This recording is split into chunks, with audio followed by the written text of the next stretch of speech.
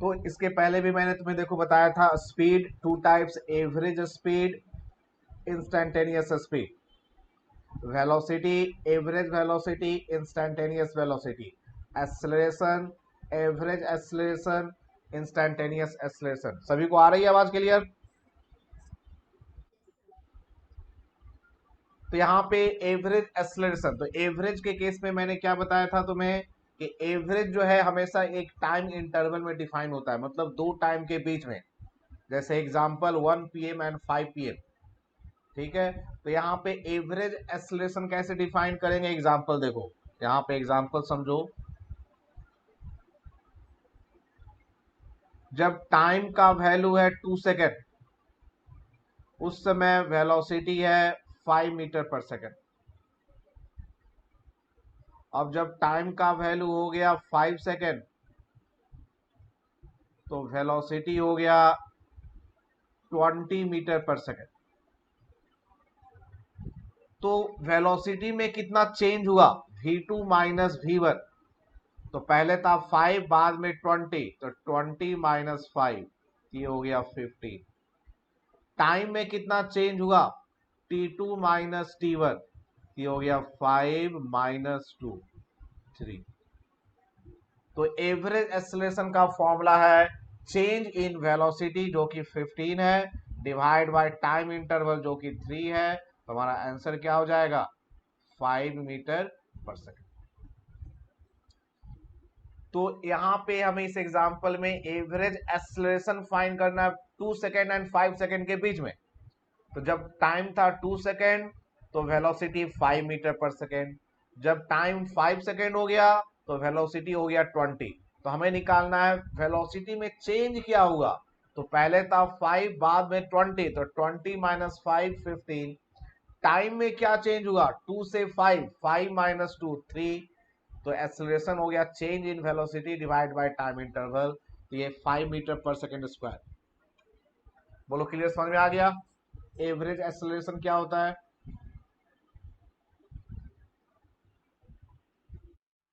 तो यहाँ पे देखो फॉर्मूला लिखा हुआ है कि एवरेज एक्सेलरेशन है जिस टाइम इंटरवल में फाइंड करना है, उस टाइम इंटरवल में देखो वेलोसिटी में क्या चेंज हुआ, change in velocity divide by time interval, ये हो गया एवरेज एक्सेलरेशन। और इंस्टैंटेनियस एक्सेलरेशन के केस में, तो इंस्टैंटेनियस में मैंने बताया है क्या कि इंस्टैंटेनियस में किसी किसी एक पर्टिकुलर टाइम पे, किसी एक पर्टिकुलर इंस्टेंट पे हम फाइंड करते हैं इंस्टैंटेनियस एक्सेलरेशन। तो कहेगा कि जब टाइम 3 सेकेंड है उस समय एक्सेलरेशन क्या है, बिल्कुल जब टाइम 3 सेकेंड हुआ उस समय एक्सेलरेशन क्या है, बिल्कुल उस इंस्टेंट पे, उस टाइम पे, उसे बोलेंगे इंस्टैंटेनियस एक्सेलरेशन। और इसका फॉर्मूला होता है हमारा ए इजकल टू, इसमें वेलोसिटी को डिफरेंशिएट करेंगे टाइम के रिस्पेक्ट में, dv बाई dt। तो ये हमारा फॉर्मूला हो गया इंस्टैंटेनियस एक्सेलरेशन। बोलो क्लियर?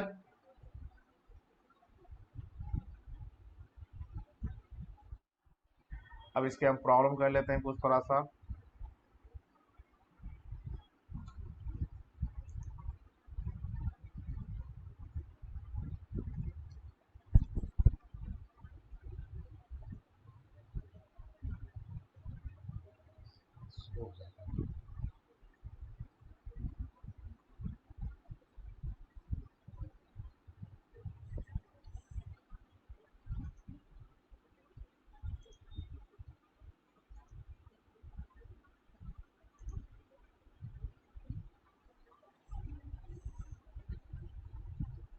यहाँ पे देखो प्रॉब्लम कैसे बनाएंगे।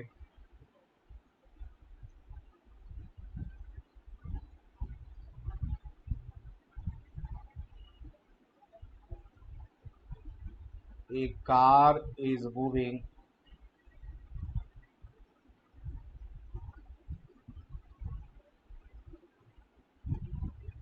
with velocity v is equal to t square I cap plus 4t j cap। Question number 1,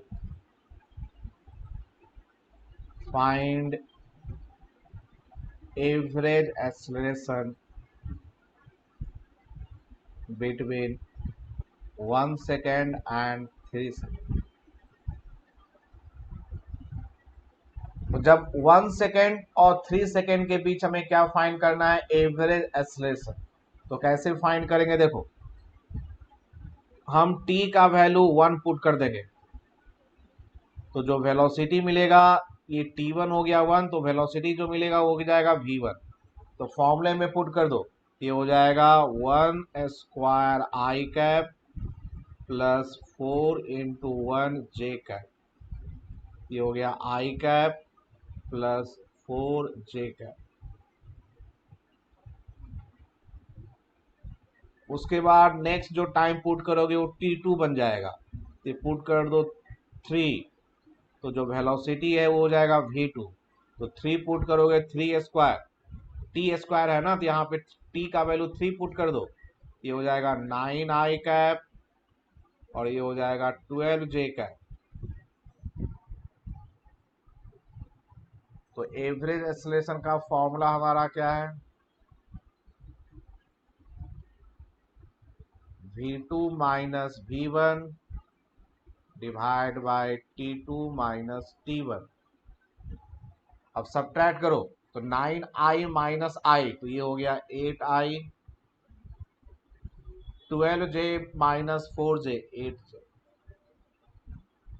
time पहले था 1 बाद में 3, तो 3 माइनस 1, 2 से डिवाइड कर दो, ये हो गया 4i cap plus 4j cap. बोलो आया समझ में सभी को? संचित तुमने लास्ट क्लास अटेंड नहीं किया तो समझ में आया ये?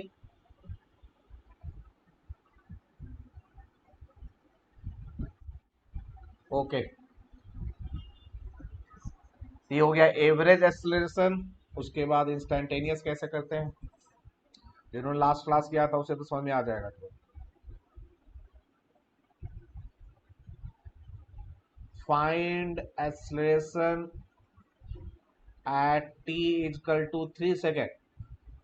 जब टाइम 3 सेकेंड है उस समय एक्सेलरेशन फाइंड करना है, मतलब इंस्टेंटेनियस एक्सेलरेशन। और इंस्टेंटेनियस एक्सेलरेशन का फॉर्मूला क्या है, ये है dv बाई dt। तो वेलोसिटी को डिफरेंशिएट करना है, तो देखो वेलोसिटी का ऊपर फॉर्मूला क्या लिखा हुआ है, टी स्क्वायर आई कैप।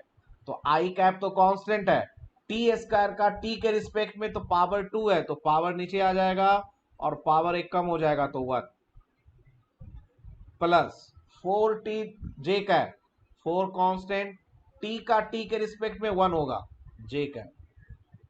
ये फॉर्मूला हमारा क्या बन गया, 2t आई कैप प्लस 4 जे कैप। अब हमें किस सेकेंड पे फाइंड करना है, 3 सेकेंड पे, तो इसमें t का वैल्यू 3 पुट कर दो। तो एक्सेलरेशन क्या हो गया, ये हो गया 6 आई कैप प्लस 4 जे। बोलो क्लियर है?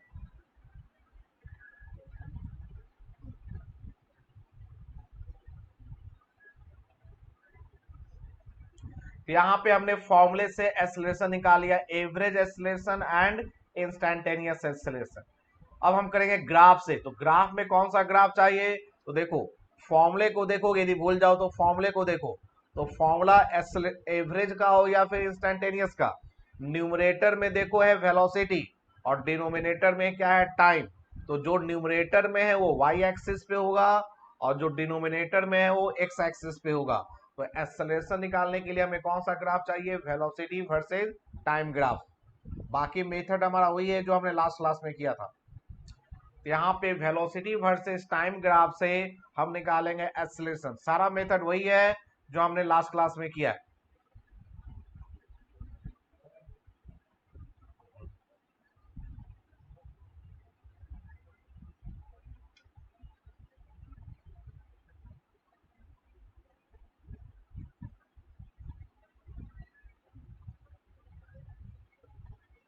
वाई एक्सिस पे वेलोसिटी, एक्स एक्सिस पे टाइम। और वेलोसिटी इंक्रीज भी हो सकता है, डिक्रीज भी हो सकता है। तो ग्राफ हमारा कैसा बनेगा,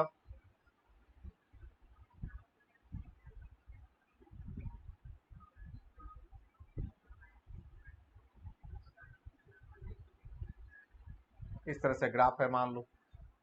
तो मेथड वही है लास्ट क्लास में जो मैंने डिस्प्लेसमेंट वर्सेस टाइम ग्राफ से बताया था, वेलोसिटी निकालना। उसी तरीके से वेलोसिटी वर्सेस टाइम ग्राफ से तुम्हें क्या मिलेगा, एक्सेलरेशन। तो पहले एवरेज की बात करें तो एवरेज में मैंने क्या बताया था, दो टाइम होता है। तो एक टाइम है t1, दूसरा टाइम है t2। इन दोनों के बीच तुम्हें निकालना है क्या, एवरेज एक्सेलरेशन। तो देखो तब जब टाइम t1 है तो ग्राफ में कौन सा पॉइंट आया, इसको ऊपर बढ़ाओ तो तुम्हें ये पॉइंट मिला, हॉरिजॉन्टली मिलाओ तो ये हो गया v1। t2 को ऊपर बढ़ाओ, इसे इधर ज्वाइन करो, ये हो गया v2। तो एक पॉइंट हमें, दो पॉइंट मिल गए। फिर हम क्या करते हैं, इन दोनों पॉइंट को ज्वाइन कर देते हैं स्ट्रेट लाइन से। फिर यहां से एक हॉरिजॉन्टल लाइन ड्रॉ करते हैं। ये हॉरिजॉन्टल के साथ यदि एंगल बना रहा है तुम्हारा अल्फा, तो एवरेज एक्सेलरेशन क्या हो जाएगा, tan अल्फा। यही बताया था मैंने लास्ट क्लास में वेलोसिटी निकालने के लिए। तो एवरेज एक्सेलरेशन हमारा हो गया tan अल्फा। और इंस्टेंटेनियस के लिए क्या बताया था, इंस्टेंटेनियस में किसी एक पर्टिकुलर टाइम पे फाइंड करते हैं। तो सपोज तुम्हें इस टाइम पे फाइंड करना है t0 पे, तो ग्राफ में एक पॉइंट मिलेगा तुमके, क्योंकि एक ही टाइम है। ये पॉइंट मिला, इस पॉइंट पे क्या करोगे, टेंजेंट ड्रॉ करोगे। टेंजेंट का मतलब एक स्ट्रेट लाइन जो ग्राफ को उस पॉइंट पे सिर्फ टच कर रहा है। और ये हॉरिजॉन्टल के साथ कहां, कहीं पे भी हॉरिजॉन्टल ले सकते हो, हॉरिजॉन्टल लाइन कहीं पे भी ड्रॉ कर लो। ये हॉरिजॉन्टल के साथ एंगल बना रहा है बीटा। तो तुम्हारा इंस्टेंटेनियस एक्सेलरेशन हो जाएगा, एक्सेलरेशन जब टाइम है t0, ये बन जाएगा तुम्हारा क्या, tan बीटा। बोलो क्लियर है। तो एवरेज जो है वो हमेशा दो टाइम के बीच में होता है। तो ग्राफ में दो टाइम देखो हॉरिजॉन्टल एक्सिस पे, फिर ग्राफ में दो पॉइंट निकालो, उन दोनों पॉइंट को ज्वाइन कर दो, वह लाइन हॉरिजॉन्टल के साथ जो एंगल बनाएगा अल्फा, तो एवरेज हो जाएगा tan अल्फा। और इंस्टेंटेनियस हमेशा किसी एक पर्टिकुलर टाइम पे डिफाइन होता है। तो जिस टाइम पे फाइंड करना है उस टाइम पे देखो ग्राफ में कौन सा पॉइंट है, उस पॉइंट पे टैंजेंट ड्रॉ कर दो। वह टैंजेंट, टैंजेंट का मतलब एक स्ट्रेट लाइन जो ग्राफ को उस पॉइंट पे सिर्फ टच कर रहा है, वह टैंजेंट हॉरिजॉन्टल, हॉरिजॉन्टल कहीं भी ड्रॉ कर लो, उसके साथ एंगल बना रहा है बीटा। तो इंस्टेंटेनियस एक्सेलरेशन क्या हो जाएगा, tan बीटा। बोलो क्लियर है। ये वही चीज है जो हमने लास्ट क्लास में डिस्प्लेसमेंट वर्सेस टाइम ग्राफ से वेलोसिटी निकाला था। यहाँ पे वेलोसिटी वर्सेस टाइम ग्राफ से एक्सेलरेशन निकाला है। और यहाँ पे भी देखो वेलोसिटी इंक्रीज भी कर सकता है, डिक्रीज भी कर सकता है। तो मैंने जो लास्ट क्लास में बताया था, वैल्यू पॉजिटिव भी आ सकता है, नेगेटिव भी आ सकता है। कैसे होता है मैंने लास्ट क्लास में बता रखा है। अब हम इस पे एक प्रॉब्लम करते हैं ग्राफ का।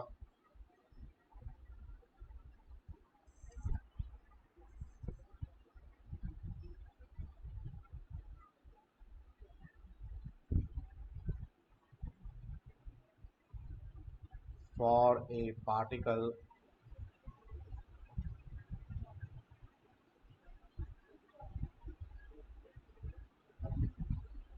velocity versus time graph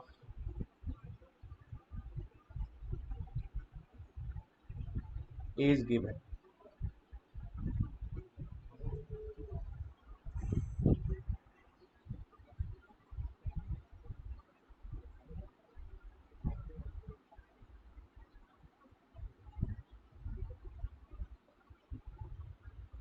Velocity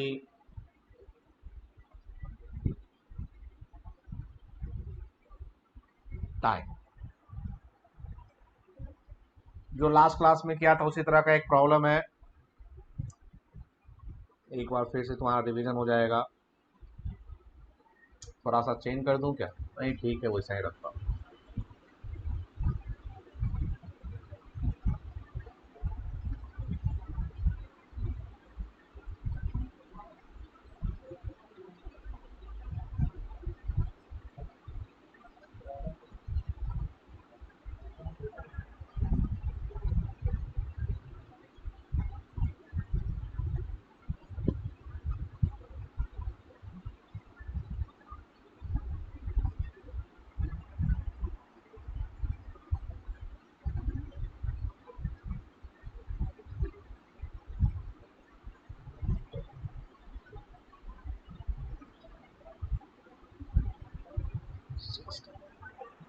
ये वेलोसिटी वर्सेस टाइम ग्राफ है।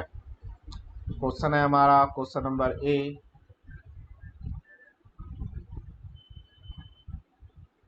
फाइंड एवरेज एक्सेलरेशन बिटवीन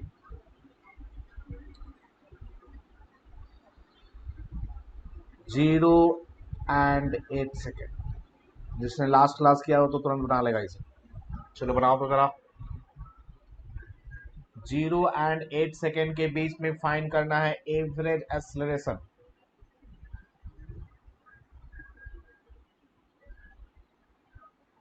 तो दो टाइम है, तो ग्राफ में तुम्हें दो पॉइंट निकालने हैं, उन दोनों को ज्वाइन कर देना।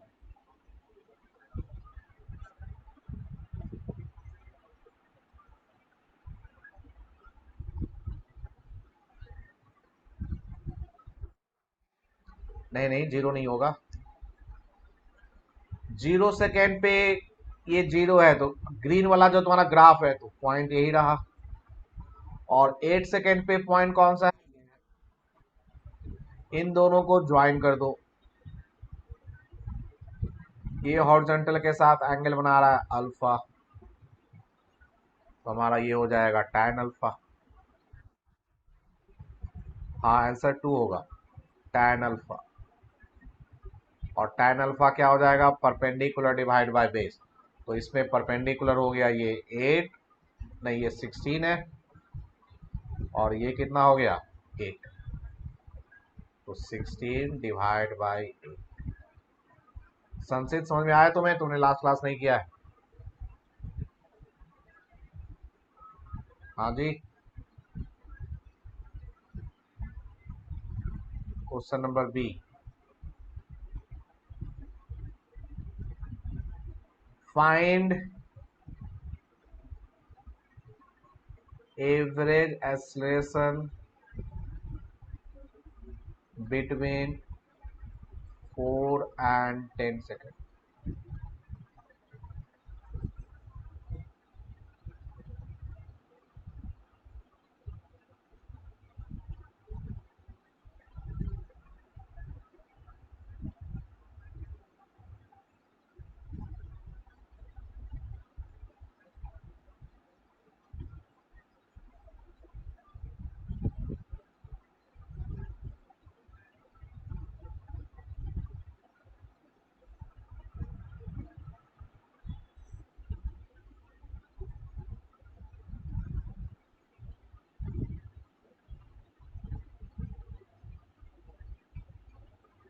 बिटवीन 4 and 10 सेकेंड तुम्हें निकालना है एवरेज एक्सेलरेशन।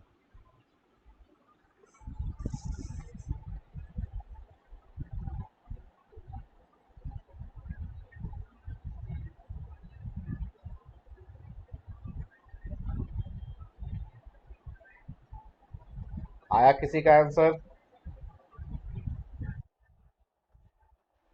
आंसर होगा -8/3।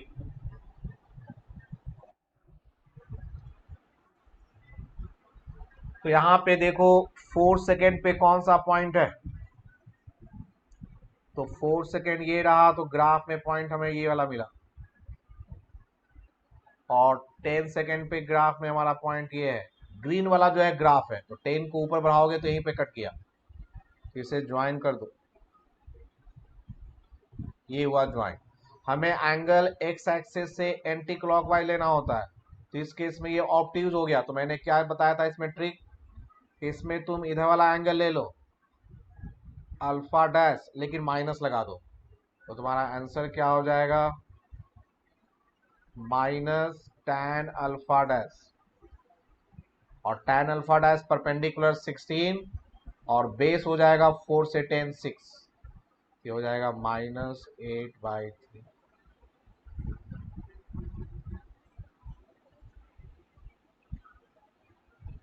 ठीक है, क्लियर है? अब इसके बाद एक्सेलरेशन निकाल लो। Question number C,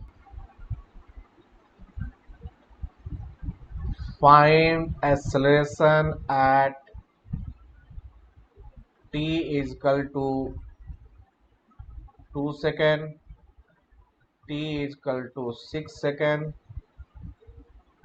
and t is equal to 9 second. जब टाइम 2 सेकेंड है, 6 सेकेंड है और 9 सेकेंड है, इन तीनों टाइम पे तुम्हें निकालना है एक्सेलरेशन। इसमें 3 क्वेश्चन है और एक्सेलरेशन का मतलब इंस्टैन्टेनियस एक्सेलरेशन। लास्ट क्लास में मैंने ये सब बता रखा है। तो पहले निकालो एक्सेलरेशन जब t का वैल्यू 2 सेकेंड है।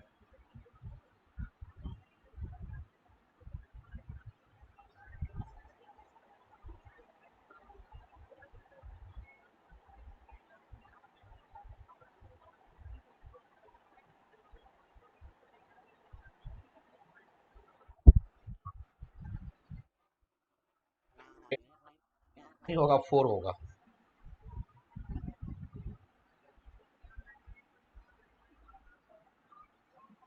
16 डिवाइड बाई 4 होगा ना, तो 4 आंसर आएगा। तुम बेस गलती लेते हो। 2 सेकेंड, तो 2 सेकेंड देखो कहाँ कहाँ पे आएगा, 0 और 4 के बीच में 2 कहीं आएगा ना यहाँ पे। तो ऊपर बढ़ाओगे तो पॉइंट तुम्हें यहाँ पे मिलेगा। यहाँ पे टेंजेंट ड्रॉ करना है। तो टेंजेंट मैंने बताया था, स्ट्रेट लाइन के किसी पॉइंट पे टेंजेंट डालोगे तो वही लाइन, वही जो सेम लाइन जो है वो क्या हो जाएगा तुम्हारा टेंजेंट। स्ट्रेट, ये ओ से इस पॉइंट तक ये पूरा स्ट्रेट लाइन है, तो इसके किसी भी पॉइंट पे टेंजेंट डालोगे तो वही लाइन टेंजेंट होगा। अब ये बना रहा है एंगल बीटा, इसको मैं बीटा 1 कर देता हूं। तुम छोटे ट्रायंगल में निकालो या बड़े ट्रायंगल में tan बीटा निकालो, वैल्यू सेम ही होगा। ये हो गया tan बीटा 1। और बड़े ट्रायंगल निकालोगे तो 16/4 लिखोगे, और छोटे ट्रायंगल में निकालोगे तो 8/2 लिखोगे। तो आंसर दोनों से 4 ही आएगा।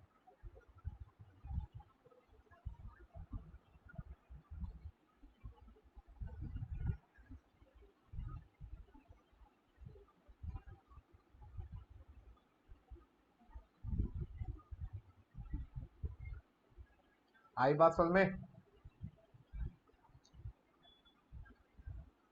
अब निकालना है तुम्हें।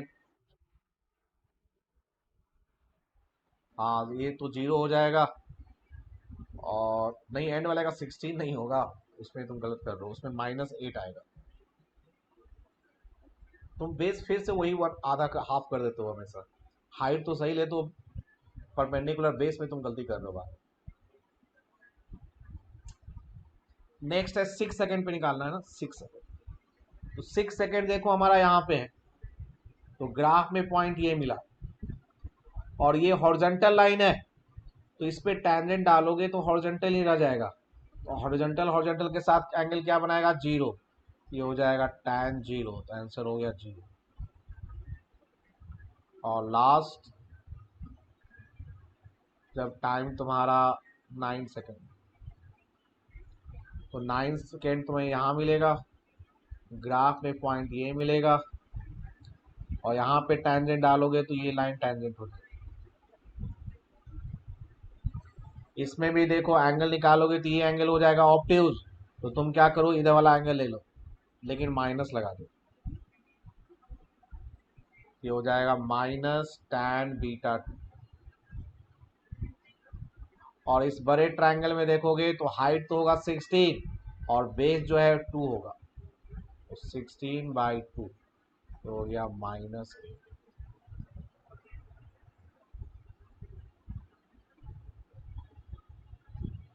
आई बात समझ में?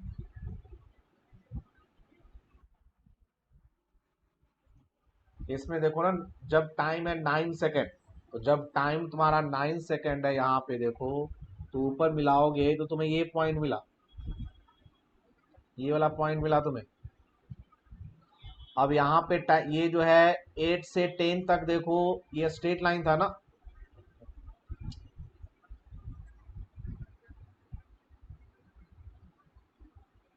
एट से 10 तक ये स्ट्रेट लाइन था, तो इसके किसी पॉइंट पे टेंजेंट डालोगे तो यही लाइन टेंजेंट हो जाएगा। यही टेंजेंट हो गया तुम्हारा। अब इसमें भी एक्स एक्सिस से एंटी क्लॉकवाइज लोगे तो देखो ये ग्रेटर ऑप्टिट्यूड हो गया ना, तो मैंने क्या बताया, तुम इधर से एंगल ले लो और माइनस लगा दो tan बीटा 2। और कौन सा ट्रायंगल कंसीडर करोगे, ट्रायंगल कंसीडर करो ये वाला, ये वाला। तो हाइट हुआ 16, बेस हुआ 2, -8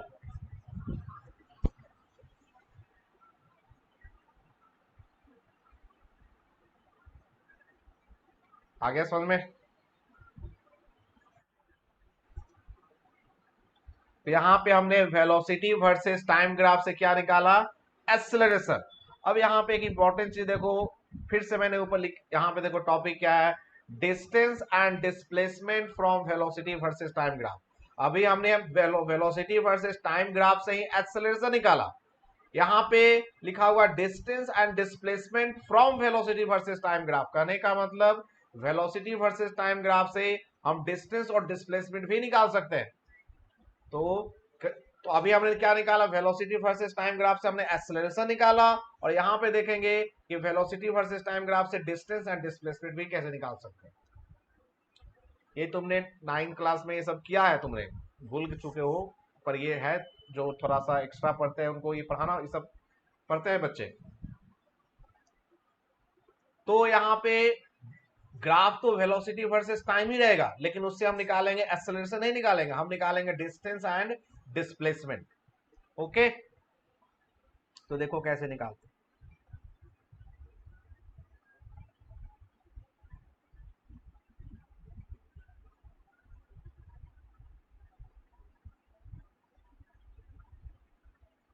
ये है वेलोसिटी और ये है टाइम।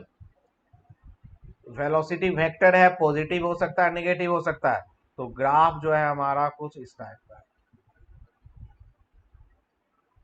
ये है वेलोसिटी वर्सेस टाइम ग्राफ। अब इस ग्राफ को पहले मैं एक्सप्लेन कर दूं, फिर आगे बताऊं।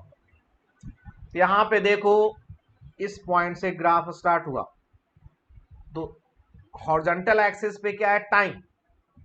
तो यहाँ पे टाइम इंक्रीज हो रहा है, ग्राफ जब राइट की तरफ जाओगे मतलब टाइम इंक्रीज हो रहा है, और जब ये राइट की तरफ जाओगे टुवार्ड्स राइट तो ग्राफ ऊपर गया, ऊपर मतलब वेलोसिटी इंक्रीज हो रहा है। तो यदि इसका नाम मैं ए रखूं और इसका नाम मैं बी रखूं, ये नाम रखूं मैं सी, ये नाम रखूं डी, ये नाम रखूं ई, और इधर रखूं मैं एफ। तो ए से बी टाइम इंक्रीज हुआ, वेलोसिटी इंक्रीज हुआ। बी से सी, बी से सी टुवार्ड्स राइट गए तो टाइम इंक्रीज हुआ लेकिन वेलोसिटी डिक्रीज हुआ, और सी पॉइंट पे वेलोसिटी 0 हो गया। क्या ये बात समझ में आया? ए से बी वेलोसिटी इंक्रीज कर रहा है, बी से सी वेलोसिटी डिक्रीज कर रहा है।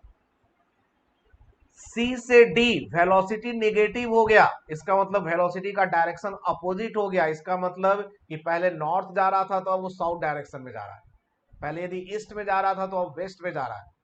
और इसकी वैल्यू देखोगे तो ये बढ़ रहा है, नीचे की तरफ जा रहा है ना, तो वैल्यू इंक्रीज हो रहा है, मतलब ये डायरेक्शन अपोजिट हो गया। और वैल्यू 0 से 1 2 3 4 5 कहां तक, डी तक। डी से ई क्या हो रहा है, डी से ई देखो है तो निगेटिव, मतलब डायरेक्शन तो उल्टा ही है, लेकिन वैल्यू कम हो रही है, मतलब कि अपोजिट डायरेक्शन में पहले 0 1 2 3 4 5 हुआ, फिर 5 से 4 3 2 1 0 हो गया ई पे। तो ई पे फिर से वेलोसिटी 0 हो गया, और ई से एफ वेलोसिटी पॉजिटिव हो गया, मतलब वही डायरेक्शन हो गया जो शुरू में था, और वैल्यू इंक्रीज कर रहा 0 से 1 2 3 4 5 6 7। क्या ये ग्राफ समझ में आया? क्या ये बोलना ग्राफ का क्या मीनिंग है? ए से बी वेलोसिटी इंक्रीज कर रहा है, बी से सी वेलोसिटी डिक्रीज किया, 0 हो गया सी पे। सी से डी निगेटिव हो गया, इसका मतलब पहले जो भी डायरेक्शन था, पहले मान लो साउथ था, तो यहां पे मान लो डायरेक्शन साउथ था, तो अब डायरेक्शन उसका क्या हो गया, नॉर्थ। और नॉर्थ डायरेक्शन में सी से नीचे आ रहा है, मतलब कि वेलोसिटी वैल्यू इंक्रीज हो रही है 0 1 2 3 4 5 डी तक, फिर डी से ई डिक्रीज हो रहा है, और ई के बाद फिर से पॉजिटिव हो गया, फिर से उसका डायरेक्शन साउथ हो। ये इस ग्राफ का मतलब ये। इस प्रॉब्लम में यदि ग्राफ में कहेगा कि कितनी बार उसने डायरेक्शन चेंज किया, तो आंसर होगा 2। एक बार सी पे डायरेक्शन चेंज किया साउथ से नॉर्थ, और ई पे चेंज किया नॉर्थ से साउथ। तो दो बार उसने अपना डायरेक्शन चेंज किया है। इसमें कहेगा उसकी वेलोसिटी कितनी बार जीरो हुई, तो दो बार, सी पे भी वेलोसिटी जीरो, ई पे भी वेलोसिटी जीरो। आ गया समझ में ये ग्राफ? अब हम इस करेंगे कि इस ग्राफ से डिस्टेंस एंड डिस्प्लेसमेंट कैसे फाइंड करते हैं, ठीक है।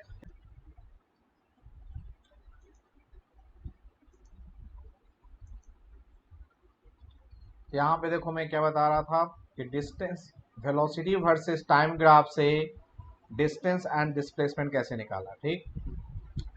तो हमें फाइंड करना है T1 एंड T2 के बीच में, दो टाइम के बीच में ही पूछेगा ना हमेशा कि बताओ इस टाइम इंटरवल में क्या डिस्टेंस है या क्या डिस्प्लेसमेंट है।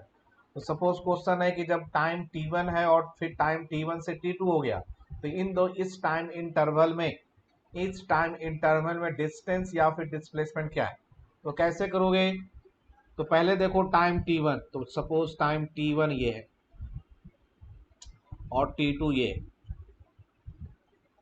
तो तुम्हें क्या करना है, टाइम जो T1 है वहां पे एक वर्टिकल लाइन ड्रॉ कर, ये T1 हो गया। दूसरा T पास होने वाला वर्टिकल लाइन ड्रॉ करना है,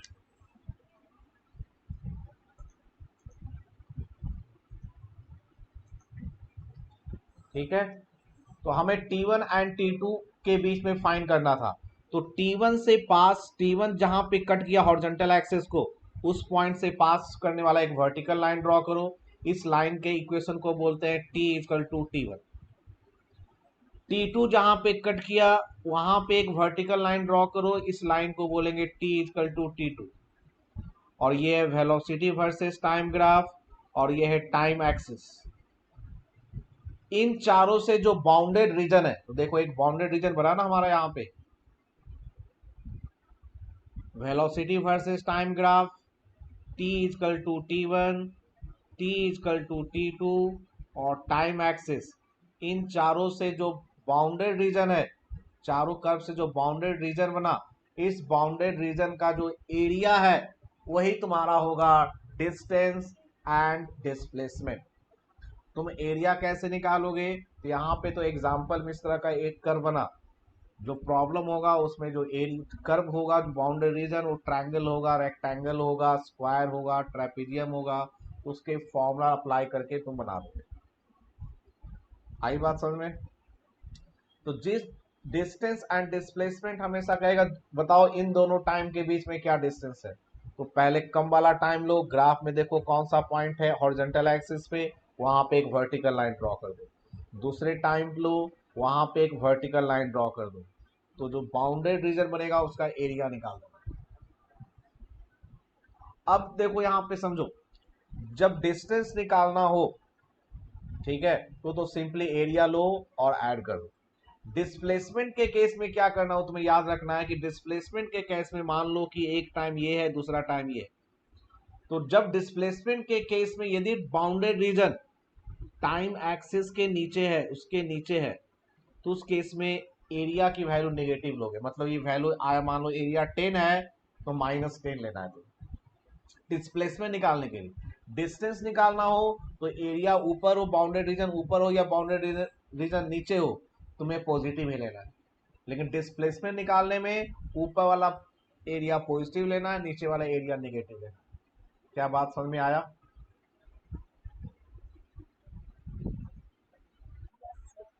तो इसको यहाँ पे हम नोट करके लिख ले जरा।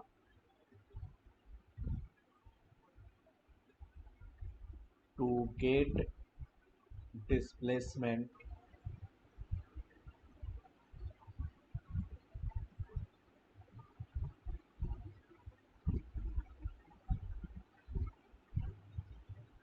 Area of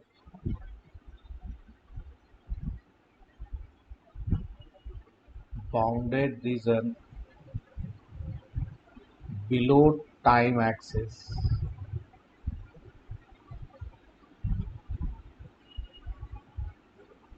is taken with negative sign।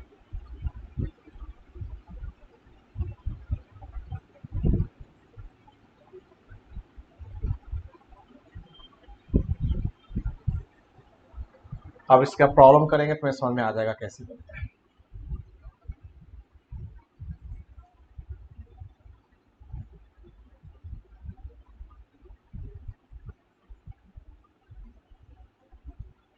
For a particle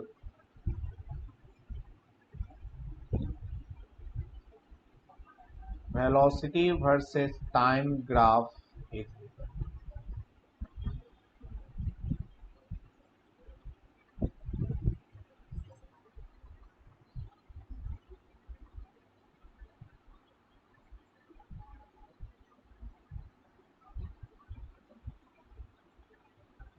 velocity unit है मीटर पर सेकेंड, टाइम का यूनिट है जो ग्राफ है हमारा इस टाइप का है।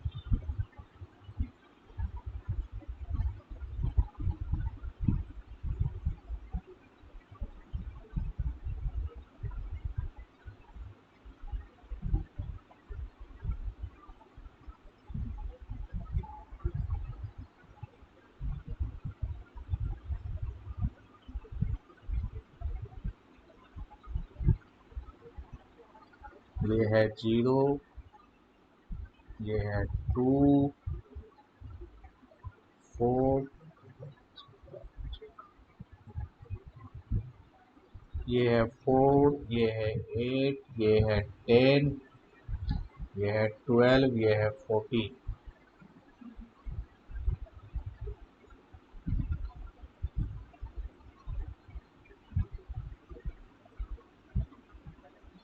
ये वैल्यू है 8,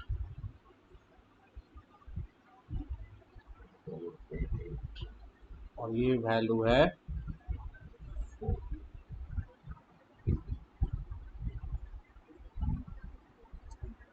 क्वेश्चन है तुम्हारा question number 1,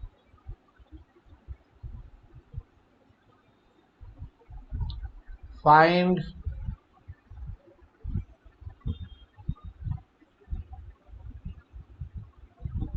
distance between 0 and 10 से। 0 एंड 10 के बीच में तुम्हें डिस्टेंस निकालना है।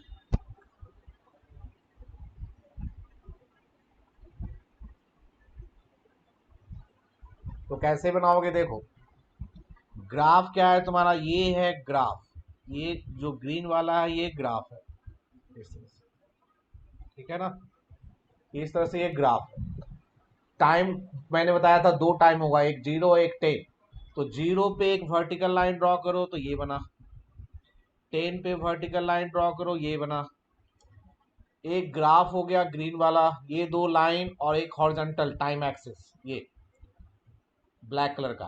तो इससे जो बाउंडेड रीजन होगा, तो क्या इससे बाउंडेड रीजन इन चारों के बीच में ये रीजन बना, देखो जरा ध्यान से,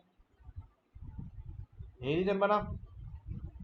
तो इसका एरिया निकालना है, कैसे निकालोगे, दो तरीका है, ये एक ट्राइपेजियम है उसका फॉर्मूला अप्लाई कर दो, या फिर triangle plus rectangle plus triangle, इन तीनों का एरिया ऐड कर दो।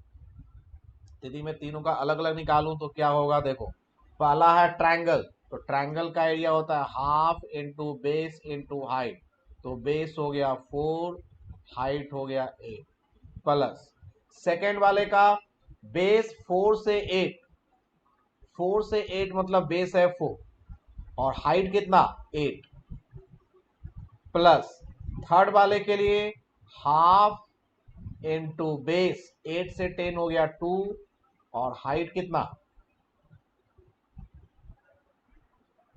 हाइट हो गया 8।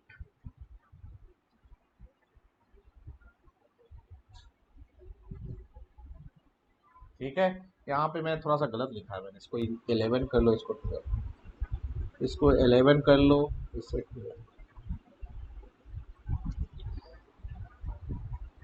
अब इन तीनों को ऐड कर दो तो ये हो जाएगा 16 प्लस 32 प्लस 8, ये हो गया 40 प्लस 56। बोलो आया समझ में। पहले ट्रायंगल का एरिया, रेक्टेंगल का एरिया, फिर ट्रायंगल का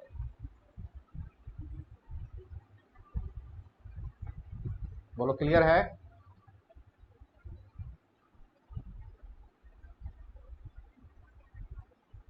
बोलो यस और नो।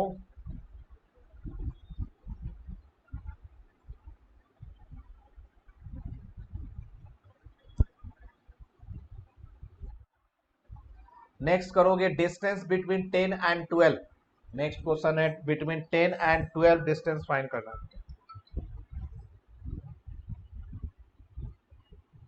इसी क्वेश्चन में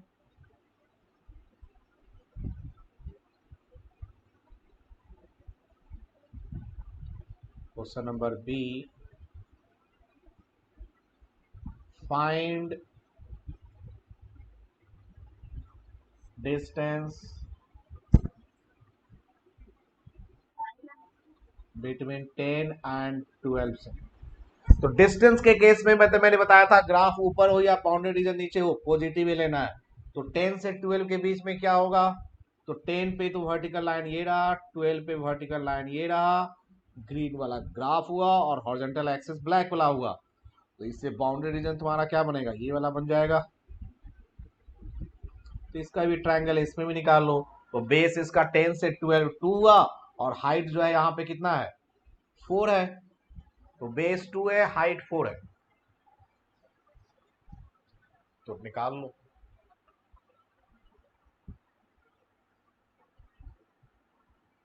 बेस है 2 और हाइट है 4। आंसर हो गया।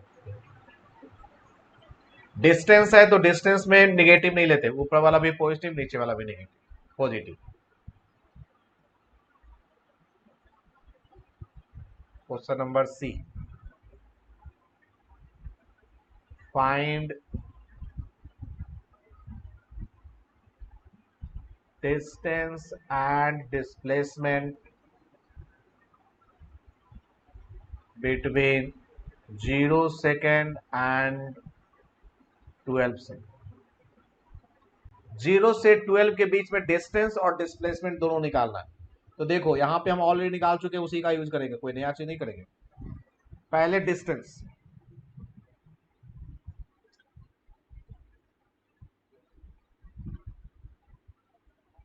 तो 0 से 12 पूछ रहा है, तो 0 से 10 हम निकाल चुके हैं कितना? 56। और 10 से 12 हम क्या निकाल चुके हैं? 4। तो आंसर क्या हो गया? 60। डिस्प्लेसमेंट के केस में नीचे वाला निगेटिव लेते हैं, तो 0 से 10 तो ऊपर है, ये तो 56 ही होगा, लेकिन 10 से 12 4 नहीं होगा, -4 होगा। हमारा आंसर हो जाएगा 52 मीटर। बोलो आया समझ में ये?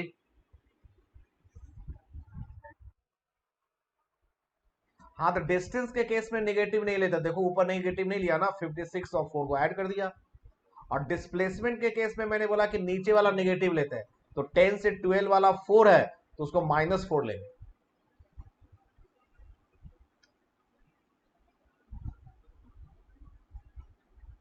जीरो से 10 का एरिया निकालोगे तो 56 आएगा, 10 से 12 निकालोगे तो 4 आएगा। डिस्टेंस के केस में दोनों पॉजिटिव रख के ऐड कर देना है, डिस्प्लेसमेंट के केस में ऊपर वाला पॉजिटिव रखना है, नीचे वाला निगेटिव रखना है। क्लियर सबके लिए? ये चीज हो गया। तो ये तुम्हारा टॉपिक कंप्लीट यहाँ पे हो गया। अब देखो इसके असाइनमेंट में करता हूँ। इस तरह के बहुत सारे प्रॉब्लम एरिया वाले जो है ना, ये बहुत बहुत सारे प्रॉब्लम होते हैं इस टाइप। ये वेलोसिटी वर्सेस टाइम ग्राफ है। पहले एरिया वाला ही करा दूं कुछ मैं।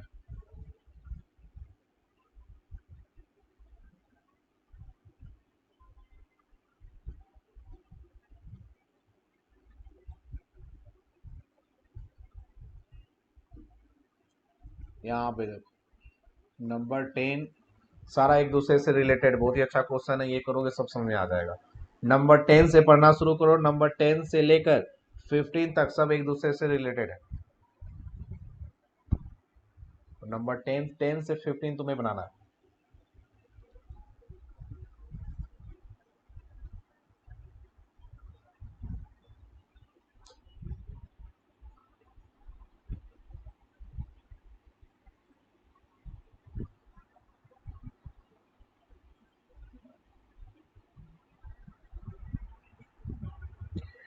प्रॉब्लम नंबर जो 10 है उसे पढ़ो और ग्राफ को पढ़ो। क्या तुम ग्राफ, यदि मैं तुम्हें पूछूं कि क्या जो रॉकेट है क्या उसकी वेलोसिटी कभी जीरो हो रही है, तो किस किस टाइम पे या किस पॉइंट पे हो रहा है, बता सकते हो ग्राफ को देख के? इस ग्राफ पे जरा ध्यान लगाओ। तुम बता सकते हो कि किस टाइम पे या किस पॉइंट पे वेलोसिटी जो है रॉकेट का जीरो है? पे, ठीक है। क्या बता सकते हो किस पॉइंट पे वेलोसिटी मैक्सिमम है? पर जब टाइम 20 है। क्या बता सकते हो किस दो टाइम के बीच में वेलोसिटी पॉजिटिव है और किस टाइम के बाद नेगेटिव है? 0 से 120 पॉजिटिव है, नेगेटिव है। क्या तुम बता सकते हो कि किस टाइम इंटरवल में रॉकेट ऊपर जा रहा है और किस टाइम इंटरवल में रॉकेट नीचे आ रहा है?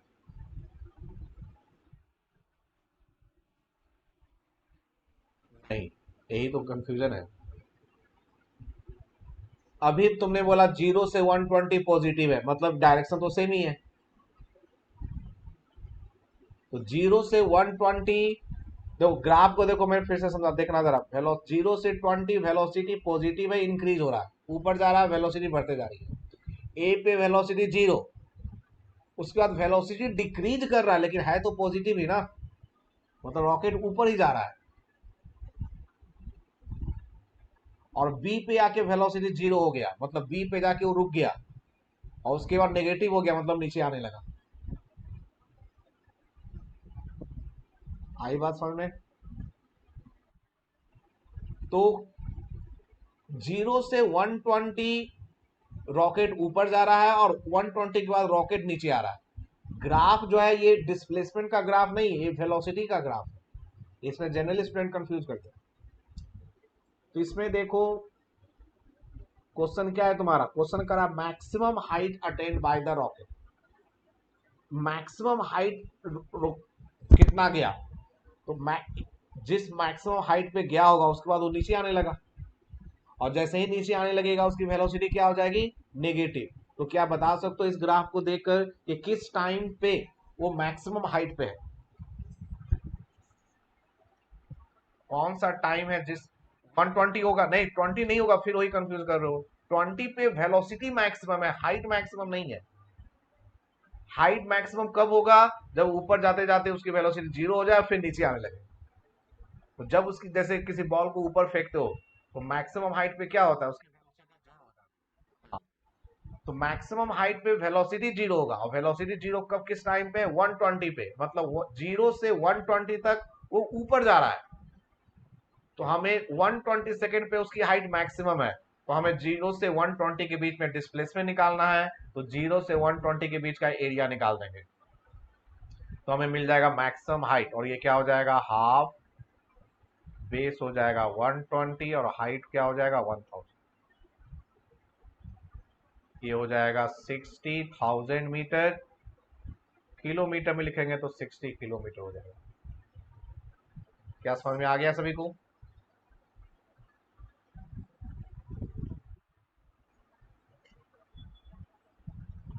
नेक्स्ट क्वेश्चन देखो क्या कर रहा है।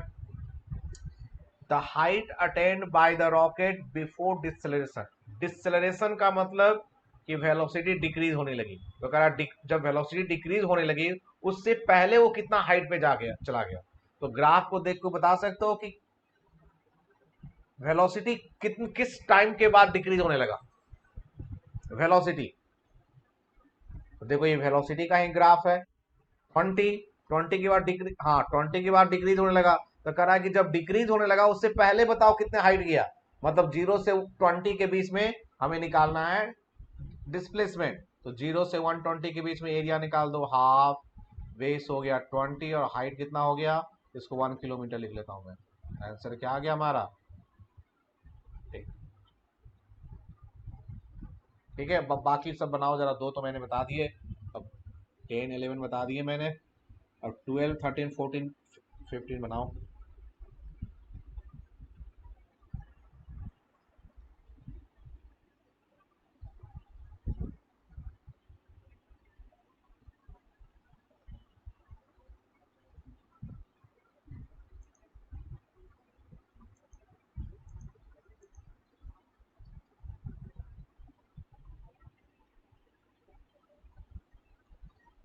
नंबर 12 में करा मीन का मतलब एवरेज वेलोसिटी, मैक्सिमम हाइट पे जब पहुंचा उस समय तक उसकी एवरेज वेलोसिटी क्या है। और एवरेज वेलोसिटी का बेसिक डिफिनेशन है displacement divide by time interval. तो मैक्सिमम हाइट पे कब पहुंचा है वो, बी पर 120 पे, है ना। जब टाइम 120 है उस समय उसकी वेलोसिटी मैक्सिमम है, उस समय उसकी हाइट मैक्सिमम है। तो एवरेज वेलोसिटी हमारा क्या होता है, v एवरेज होता है displacement divide by time interval. अब देखो 0 से 120 के बीच में डिस्प्लेसमेंट हाइट क्या है, तो हम ऊपर में निकाल चुके हैं 60 किलोमीटर निकाला है ना हमने ऊपर, ये हमने निकाला 60 किलोमीटर, 60 इंटू 1000। और टाइम इंटरवल क्या है 120 सेकेंड, करोगे तो 500 आ जाएगा।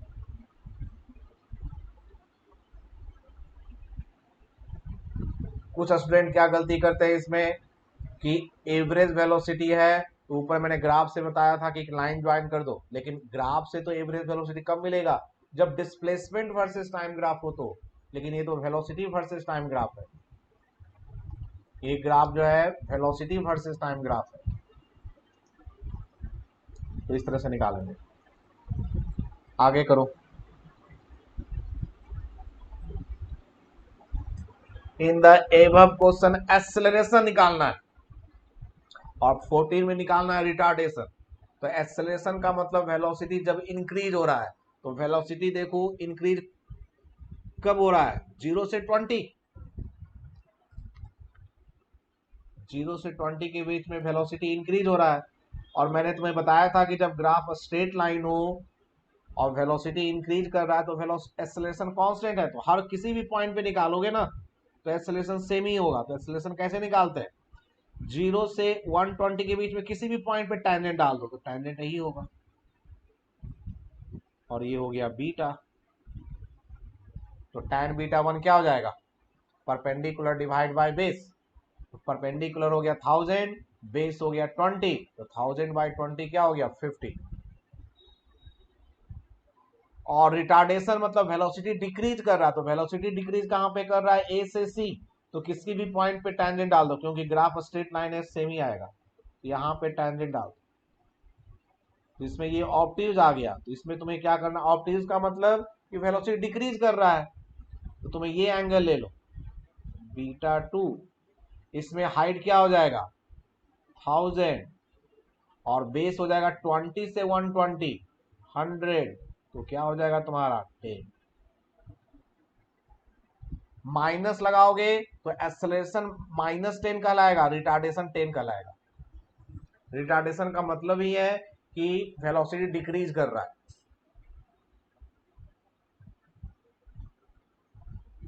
आया समझ में या नहीं आया,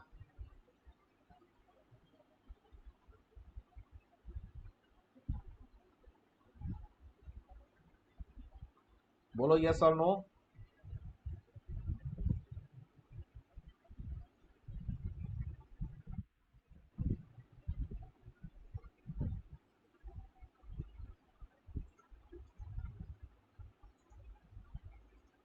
लास्ट क्वेश्चन तो मैंने बता ही दिया कि करा कि किस पाथ में वो ऊपर जा रहा है और किस रीजन में वो नीचे आ रहा है। तो ये तो मैंने बता ही दिया था यहाँ पे कि ओ से बी वो ऊपर जा रहा है और बी पे वेलोसिटी 0 हो गया, उसके बाद वेलोसिटी हो गया, तो बी से सी नीचे आ रहा है। तो ऊपर जा रहा है ओ से बी और नीचे आ रहा है बी से सी। ठीक है,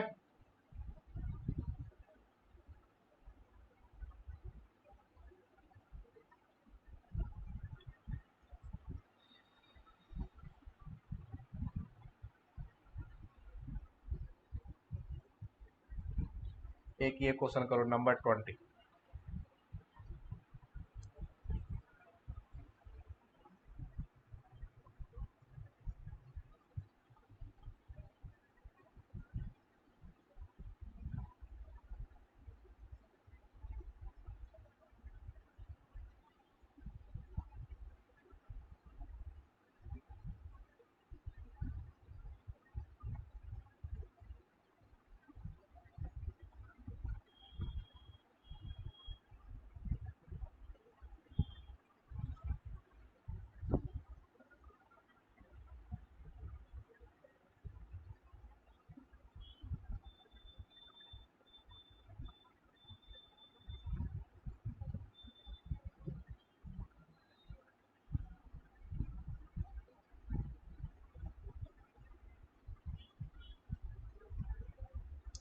ये वेलोसिटी वर्सेस टाइम ग्राफ है।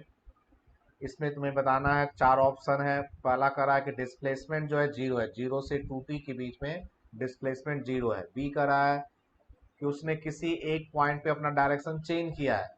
सी करा है इनिशियल और फाइनल स्पीड सेम है, वेलोसिटी नहीं है, स्पीड सेम है। और डी करा है कि सारे स्टेटमेंट करेक्ट। बताओ क्या आंसर होगा।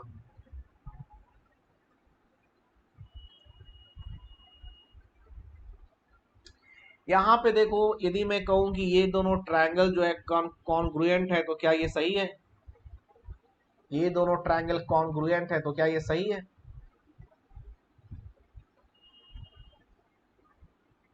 कैसे मैंने कहा, देखो ये दोनों अपोजिट एंगल से इक्वल, ये दोनों 90 डिग्री से इक्वल, और पहले वाले का बेस 0 से टी ये भी टी है, और दूसरा टी से 2t ये भी टी है। तो आरएचएस से दोनों कॉन्ग्रुएंट हो गया ना। और जब दोनों कॉन्ग्रुएंट हो गया तो दोनों का हाइट सेम हो गया, और हाइट सेम होने का मतलब क्या है, यदि ये भी है तो ये भी है, तब दोनों का एरिया निकालोगे तो सेम आएगा, लेकिन एक नीचे है एक ऊपर है। और हमें निकालना है क्या, डिस्प्लेसमेंट। तो डिस्प्लेसमेंट में नीचे वाला नेगेटिव लेंगे, ऊपर वाला पॉजिटिव लेंगे, और वैल्यू सेम आएगा तो जीरो हो जाएगा। तो पहला वाला सही हो गया। ये कह रहा है कि सेकेंड ऑप्शन कह रहा है किसी पॉइंट पे डायरेक्शन चेंज हुआ। तो देखो ग्राफ में वेलोसिटी शुरू में नेगेटिव था, फिर जीरो हुआ, फिर पॉजिटिव हो गया। तो नेगेटिव से पॉजिटिव हो रहा है, इसका मतलब डायरेक्शन चेंज हो रहा है। तो ये भी सही हो गया। और सी करा initial and final speed same है। तो देखो ये भी और ये भी है, तो इनिशियल स्पीड भी, फाइनल स्पीड भी। वेलोसिटी का था तो सेम नहीं होता, क्योंकि वेलोसिटी में पहला वाला नेगेटिव है, दूसरा वाला पॉजिटिव है, मतलब डायरेक्शन अपोजिट है। लेकिन वैल्यू तो सेम है, मतलब स्पीड सेम है। तो ये भी सही, मतलब हमारा आंसर क्या हो गया, all of the above statements are correct. आई बात समझ में?